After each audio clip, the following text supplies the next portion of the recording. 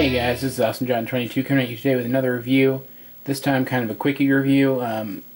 With all of the very gimmicky figures coming out in the Age of Extinction toy line, I decided that I should probably pick one up and take a look at it. So I did pick up one. It is this guy right here, the Spin Attack Strafe, I believe his name is. He's the proxy for Swoop in the new movie, the two-headed Pteranodon. Very cool design.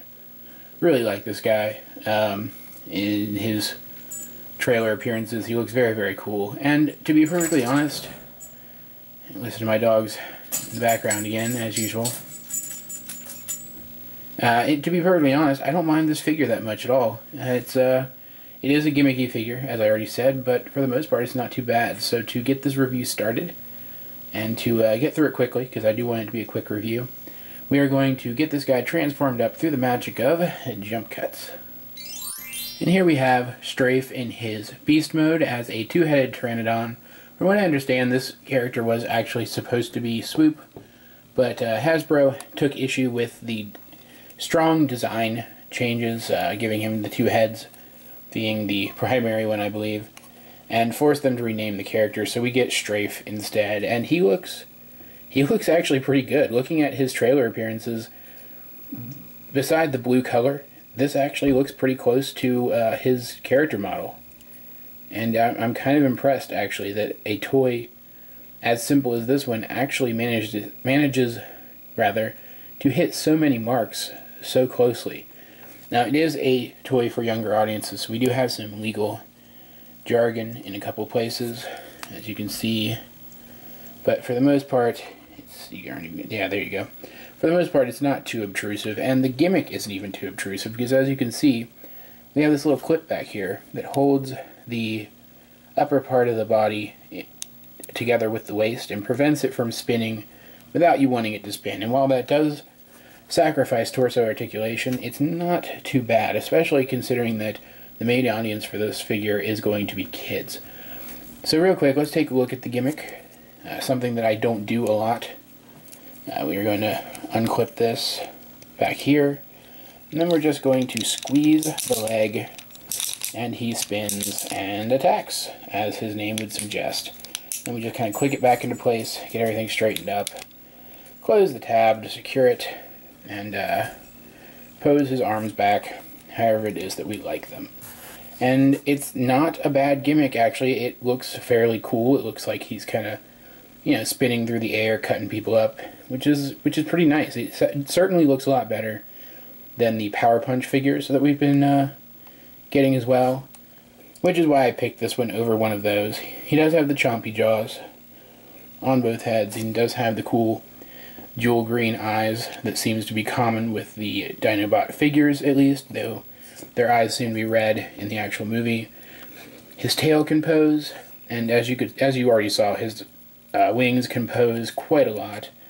His heads rather, can also rotate, tilt, and look up and down. So, overall, not bad articulation for this figure either. You can kind of see where this review is going, guys. It's going in a favorable direction, believe it or not. Transformation is very simple. First, we're going to rotate his shoulders around, and then rotate his arms back around into position, and fold up the gray part of his wings. Do the same thing over here.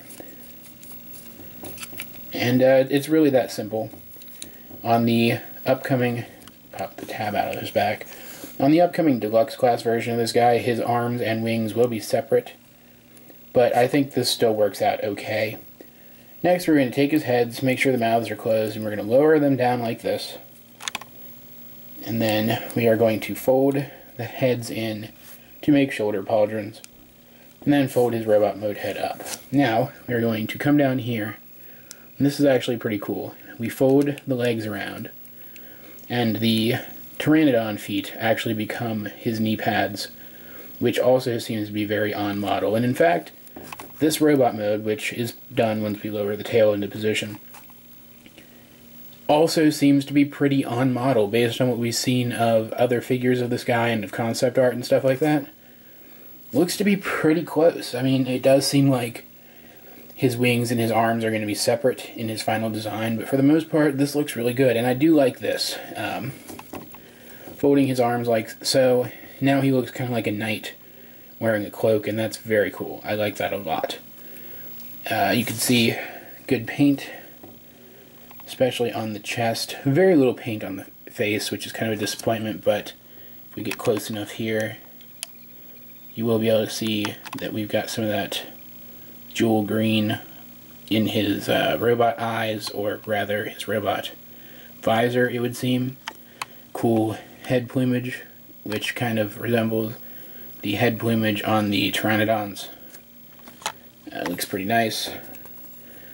Articulation is pretty good. He retains all of the articulation from his beast mode and his arms, though you do have to bend his arms kind of and get a elbow crunch rather than elbow bend, which is kind of annoying. Knees do bend, but there is no hip articulation, and as I said before, to give him torso articulation, you would have to pop that tab out, and then it is gimmick related, so it's not all that great. The gimmick does work in this mode. You just do exactly the same thing that you did in beast mode, and again, surprisingly, it's not too bad and it's not too obtrusive. Overall, the opinion I have of this guy is that he's not as bad as I thought. He's a fantastic toy for kids especially, or for collectors who are kind of looking to get an early taste of what this character is going to be like in terms of design. At about $12, he's not too high a price to go and casually pick up one day when you have the extra money to spend.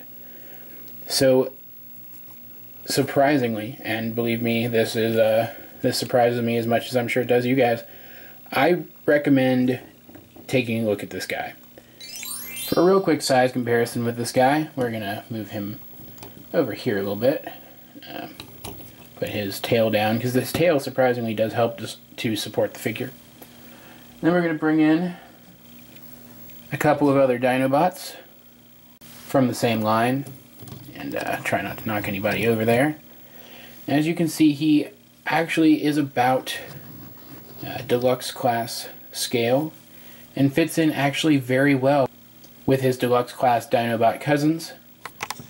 Moving the view of the camera up a bit, we can bring in leader class Grimlock and get a look at the whole band as they stand so far in my collection. As I said before, I would not recommend this guy as a final collector's piece. The deluxe is coming out, but just to get a look at the figure or to buy for a kid, it is certainly worth the money. It looks actually quite good. Overall, Transformers Age of Extinction Spin Attack Strafe was a pleasant surprise and a perfectly reasonable excuse to break a 20 at my local Walmart. And I think you should certainly check him out if you have time. At least take a look at him in packaging at the store and see what you think. And that's pretty much all I have to say about that. Like, subscribe, leave a comment down below if you feel so inclined. In the description down below is a link to my blog as well as to my collections video. Check out the collections video. If you see anything you'd like me to review, let me know and I'll see what I can do. This has been Awesome John 22, and I will talk to you guys later.